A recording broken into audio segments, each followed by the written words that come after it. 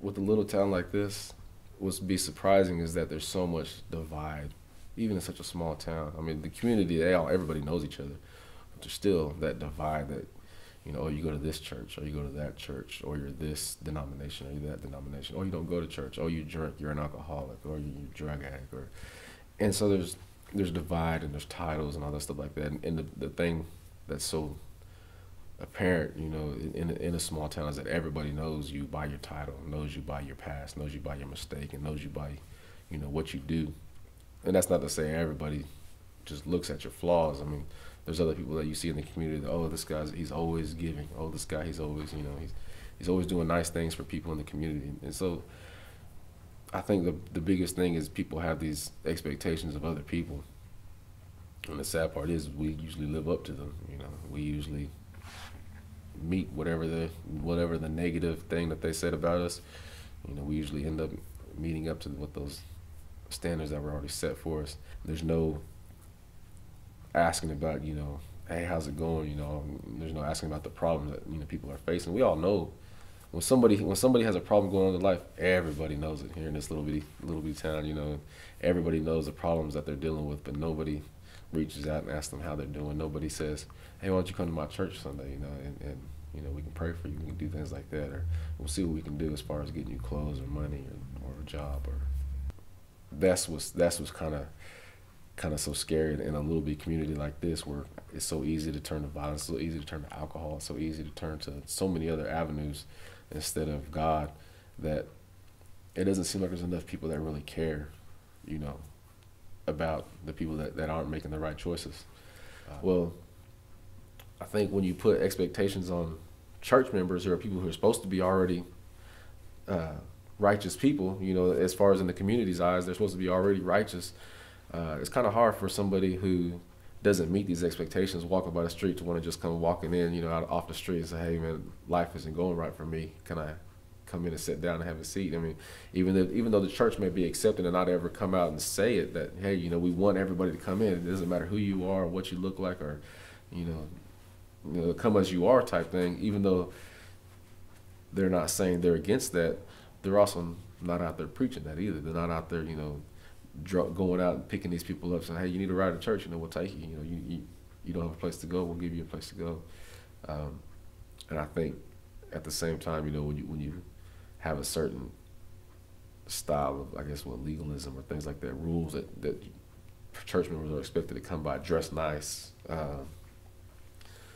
sit in certain seats. In my church, people have certain places that they sit every time, and if you sit at somebody's place, they may not come out and say something, but they may just give you a little look and sit right in front of you, and oh, I'm in their seat. Let's get up, move, and that's what I think that's a lot of that stuff. You don't want to come into a church and feel like you're out of place. You're not supposed to feel out of place at church. You should be welcomed, and you should be drawn. Hey, come sit in the front. Hey, come sit by me. Hey, you should be comforted when you come into church. With golden stream, our universe was clothed in light,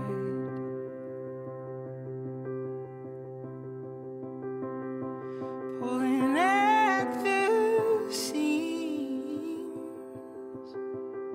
Our once barren world now brims with life.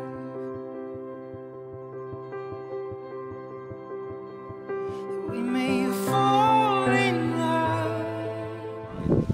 Within the first 3 hours that you were here, and if not the first 3 hours, by the next morning, the whole town will be aware that there are new people here.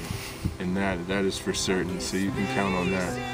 One way you can meet people, which is what mission work is all about, is you can simply go to the coffee shop in the morning.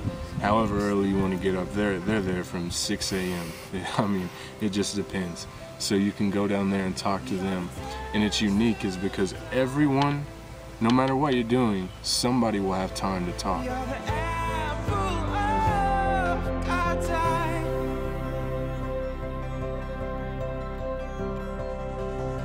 We are infinite.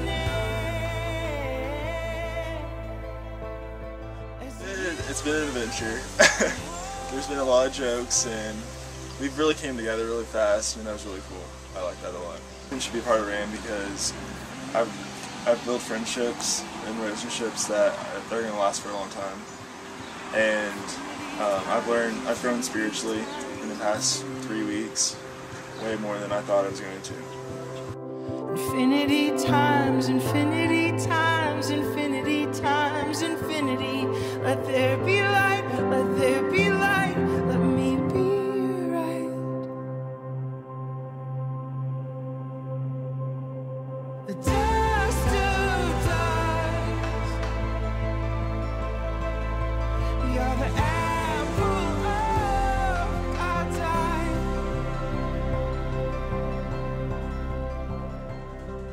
You could probably expect to just to get to see God work and get to see you get to love on some kids like during VBS and during camp and stuff, and also for them to love you back, and that's just such an awesome and amazing experience. Okay, something I've learned about ministry is you really have to meet people where they're at. You really have to just seek people and find them and just help them. Because, I mean, if you don't reach out to them, I mean, who's going to, as Christians? Who's going to reach out to them? As the universe is